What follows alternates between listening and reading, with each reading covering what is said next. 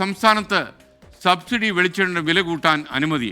1 litre വെളിച്ചെണ്ണയുടെ വില 65 രൂപയിൽ നിന്ന് 75 രൂപയാക്കി. പൊതുവിപണിയിൽ വില വർദ്ധിച്ച സാഹചര്യത്തിലാണ് ഈ തീരുമാനം. മുളകിന് 8 രൂപ കുറയ്ക്കാനും നിർദ്ദേശം വന്നു. ഉമേഷ് ബാലകൃഷ്ണൻ വീണ്ടും ചേരുകയാണ് ഈ വാർത്തയുടെ വിവരങ്ങളുമായി. പറയൂ ഉമേഷ്.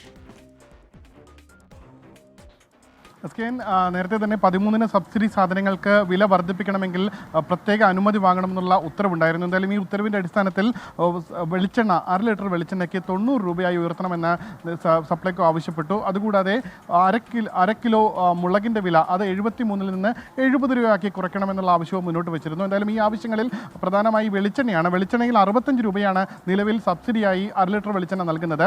ഇത് 75 രൂപയായി ഉയരും. അതായത് 10 രൂപ 1/2 ലിറ്റർ വെളിച്ചെണ്ണയ്ക്ക് കൂടും. പൊതുവിപണി ഇതിപ്പോൾ 250 രൂപയ്ക്ക് മുകളിലാണ് വെളിച്ചെണ്ണയുടെ വിലയായി നിൽക്കുന്നത്.